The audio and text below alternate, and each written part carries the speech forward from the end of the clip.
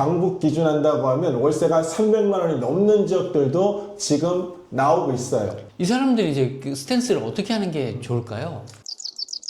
아파트를 연립 다세대를 토지거래 허가를 받지 않아도 되고요. 실거주하지 않아도 됩니다. 그리고 또한 전세를 놓으셔도 상관없습니다. 즉 갭 투자가 가능하다는 얘기입니다. 네, 안녕하세요. 이번 주 웰스 브리핑 시작하겠습니다. 네, 교수님 안녕하세요. 네, 안녕하세요. 네. 저희 이번에 이제 네. 5월 9일이 지나고 네. 정말 많은 질문들이 막 나오는데요. 네네. 이번 주 웰스 브리핑에서 교수님께 한 말씀 들을 수 있어서 너무 감사드립니다. 감사합니다.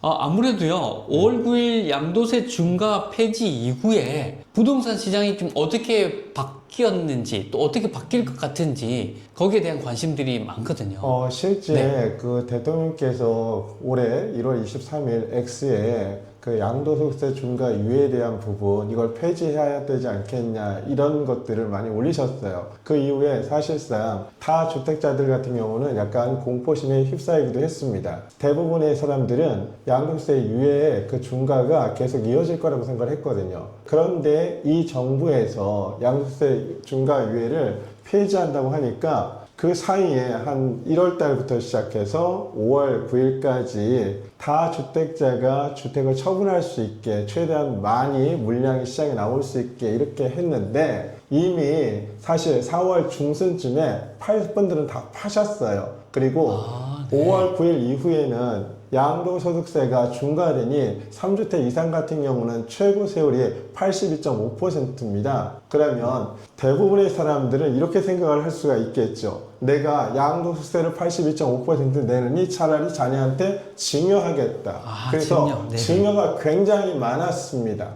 그러면은 그럴 바에 내가 안 팔고 네. 증여를 하겠다 해서 네네. 실제로 그런 현상들이 좀 많이 나타나고 있군요. 네, 제 주변에 좀 네네. 돈이 많으신 분들, 다주택자 같은 경우는 네네. 거의 99% 증여 쪽으로 다들 틀으셨어요. 네. 그러면 또 뭐 어떤 생각보다 팔 사람들이 한 4월 달 정도까지 다 팔았고 네. 지금 5월 9일이 이제 되고는 안 팔겠네요. 이후로는. 네, 지금 현재 네. 그 5월 9일 전엔 좀 싸게라도 팔아서 양도소득세를 줄이겠다고 하셨던 분들이 5월 9일이 지났잖아요. 그러니까 굳이 싸게 팔 이유가 없어진 거죠. 그래서 매물을 다 걷어들였고 그리고 어떤 분들 같은 경우는 이미 가격을 호가를 높여서 시장에 다시 내놓으셨습니다. 그러면은 오른 거 아닌가요? 그렇죠. 호가는 이미 올라 있는 거죠. 그러면은 애초에 이제 소위 말해서 이제 정부에서 네. 양도세를 좀 안 낼 수 있도록 해주는 혜택을 이제 종료하겠다 이렇게 된 거고. 네네. 그러면은 나 혜택 있을 때 빨리 팔래 했던 사람들은 4월에 이미 벌써 그 전에 할 사람들 다 했고. 네. 이제 5월 9일이 지났고 팔 사람들은 더 올리고 있는 거군요. 네, 매도 호가를 더 올려서 세금 내는 부분을 조금이라도 상쇄하겠다 이런 생각을 갖고 계시는 거죠. 그러면은 앞으로 집값이 네. 더 오르는 거 아닌가요, 교수님? 지금 러시아 우크라이나 전쟁과 이란 전쟁이 겹치기도 했고 또 금리에 대한 부분도 약간 변동성이 좀 있긴 합니다. 그래서 뭐 올해 가격이나 내년 가격이 오를 거냐 이렇게 물어보시면 거기에 대한 부분은 좀 그 변동폭이 있을 거라고 저는 생각을 하고 중요한 부분은 앞으로 10년 동안 이 부동산 가격이 오를 거냐라고 물어보신다고 하면 저는 100% 오른다 쪽이라고 생각을 합니다. 네네네. 만약 그렇다면 교수님, 지금 전세나 월세를 이제 실제로 이제 사람이 이 집은 주거니까 네네. 살아야 되는데 이거를 구하기가 어렵다는 얘기를 제가 기사를 봤거든요. 네, 맞습니다. 네, 그 현상에 대해서 좀 설명을 좀 부탁드립니다. 아무래도 서울 25개 자치구와 또 경기도 남부 12개 지역은 토지거래 허가구역으로 묶여 있습니다. 사실상 무주택자만 집을 살 수 있는 그런 조건이라는 얘기입니다. 그러다 보니까 실제 내가 주택을 살 수 없는 그런 소득이 적은 분들 같은 경우는 전세를 갱신하거나 혹은 갱신 청구권을 이미 써서 나와야 되는 경우가 생기거든요. 그러다 보니까 전세를 구하려고 드니 전세 가격이 너무 많이 오른 겁니다. 그리고 약 2,000세대 이상의 단지에도 전세 매물이 두세 건밖에 없는 경우가 부지기수입니다. 매물이 없어요, 지금? 매물이 거의 없습니다. 아, 전세 매물이 거의 없다 보니까 월세로라도 이전을 해서 가셔야 되는데 월세 가격도 지금 폭등하고 있습니다. 사실상 강북 기준한다고 하면 월세가 300만 원이 넘는 지역들도 지금 나오고 있어요. 아니, 월세가 300만 원이라고요? 네. 아니, 그러면은 그 월세는 오르고 전세는 없고 이거 어떻게 해야 되는 건가요? 사실 무주택자는 지금이라도 집을 사셔야 됩니다. 시간이 가면 갈수록 주택 가격은 더 오를 겁니다. 기본적으로 토지비, 또 원자재 가격, 그리고 인건비, 이 모든 게 오르기 때문에 부동산의 분양 가격, 아파트 분양 가격은 더 오를 거예요. 그러다 보면 주변에 신축 아파트가 들어섰을 때 구축 아파트 가격까지 싹 다 끌어올리는 효과를 갖게 됩니다. 사실상 전세를 산다고 얘기하는 건 물가 상승률도 반영이 안 되는 그런 죽은 돈이에요. 그러니까 전세를 사시면 안 됩니다. 지금이라도 내가 최대한 디딤돌 대출이 됐든 아니면 기타 다른 대출을 통해서라도 집을 매입하셔야 됩니다. 그러면 방금 이제 전세에 들어간 돈은 죽은 자본이다, 죽은 돈이다 이렇게 표현해 주셨는데요.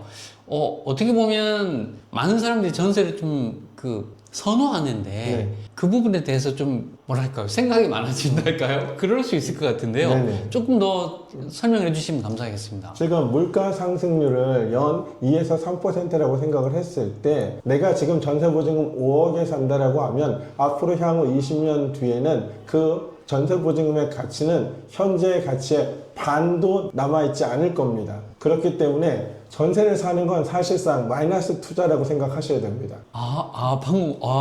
저도 지금 이제 굉장히 많은 인사이트가 되는데요. 마이너스 투자라고 표현해 주셨어요. 네. 그러니까 어떻게 보면은 내 돈을 집주인한테 맡겨놓고 그 돈은 이제 세월이 흐르면서 가치가 계속 떨어질 거라는 네. 말씀인 것 같아요. 마치 짜장면이 옛날에 1,000원이었다가 지금 10,000원이 된 것 같은 것처럼 그렇게 전세에다가 돈을 묶어 놓으면 안 되는 것 같다라고 제가 들은 것 같은데 맞게 이해했나요? 예, 맞습니다. 그리고 또 이렇게 비유할 수도 있습니다. 제 월급이 200만 원인데 1년 뒤에 월급이 210만 원으로 올랐다고 한번 가정을 해보겠습니다. 그러면 10만 원이 올랐으니까 200만 원에 대한 10만 원은 약 5%포인트입니다. 그죠? 네네네. 그런데 물가 상승률이 3%라고 생각한다고 하면 실제 제 월급은 그 200만 원의 3%, 6만 원을 뺀 4만 원이 오른 겁니다. 이게 실질 임금과 명목 임금의 차이예요. 즉 이걸 전세로 환산한다고 하면 똑같은 구조가 생기는 겁니다. 그래서 시간이 지나면 지날수록 물가 상승률은 계속 2에서 3%로 계속해서 인상이 될 것이고 내 전세 보증금은 그만큼 마이너스가 된다는 얘기입니다.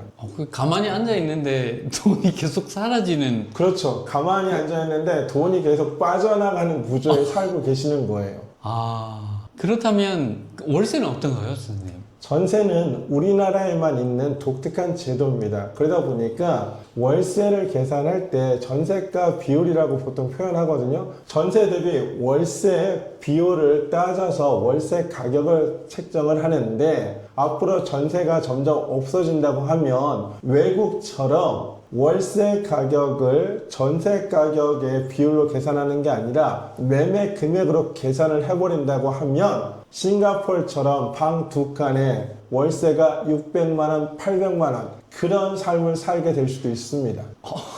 거기는 월세가 그 정도 돈을 내나요? 네, 제 친구가 싱가포르 그 마리나 베이 샌즈 그쪽에 살고 있거든요. 네네네. 그런데 방 두 칸에 월세가 700만 원입니다. 700만 원. 700만 원요? 네. 설마 우리나라 그렇게 될 것 같진 않은데, 그래도 지금 월세가 너무 오르니까 네. 약간 좀 긴장감은 있네요. 긴장감이 충분히 있을 수 있고요. 그리고 네. 또 위기감을 사실 느끼셔야 돼요. 그러면 그 아까 말씀해 주신 것처럼 집을 사야 된다는 얘기인데 그 무주택자들은 그래도 집을 살만한 것 같아요. 네. 차라리 월세 큰 돈을 내는 것보다 이자를 내는 게 나을 수도 있다고 느껴지거든요. 제가 네네. 듣기로. 근데 무주택자가 아닌 그 집을 일단 하나 가지고 있는 1주택자의 경우 만약에 이 집을 전세 주고 있는 분들도 많잖아요. 네네. 전세는 줬고 네. 본인은 이제 월세 살고 있으면서 그 돈으로 이제 투자하신 분들도 있단 말이죠. 네네. 이 사람들이 이제 그 스탠스를 어떻게 하는 게 좋을까요? 만약에 가지고 계신 주택이 상급지다라고 하면 그대로 보유하시는 게 맞습니다. 그런데 내가 가지고 있는 주택이 저 지방에 가지고 있는 주택이다 그러면 지방주택을 처분하시고 그리고 서울에 이 규제 지역에 그래도 3분의 이상의 지역에 있는 아파트를 매수하시는 것을 생각해 보셔야 됩니다. 아, 갈아타기군요. 네, 그렇습니다. 갈아타기를 하셔야 된다는 얘기입니다. 자, 그러면 요즘요, 그 집을 산다면 네. 경매로 사면 되게 싸게 살 수 있잖아요. 네. 그래서 거기에 대한 관심이 되게 높아진 걸로 알고 있는데 이 경매로 사는 것도 결국 규제에 묶여 있는 거 아닌가요, 선생님? 아닙니다. 서울의 25개 자치구와 그 다음에 경기도 12개 지역의 규제는 아파트만 해당이 됩니다. 연립 다세대는 그냥 가서 사셔도 돼요. 단 그 지역이 재개발 사업지라고 하면 토지거래 허가를 받으셔야 되고 실거주 의무도 있습니다. 그런데 경매는 아파트를 사든 연립 다세대를 사든 토지거래 허가를 받지 않아도 되고요. 실거주하지 않아도 됩니다. 그리고 또한 그 물건을 제가 소유권 이전하고 전세를 놓으셔도 상관없습니다. 즉 갭 투자가 가능하다는 얘기입니다. 아니, 이건 너무 신세계로 들리는데요. 그 경매로 취득을 했을 때는 뭐 실거주 의무나 이런 것들에서 자유롭고 갭 투자도 가능하다. 네, 그렇습니다. 단 여기서 주의하실 점은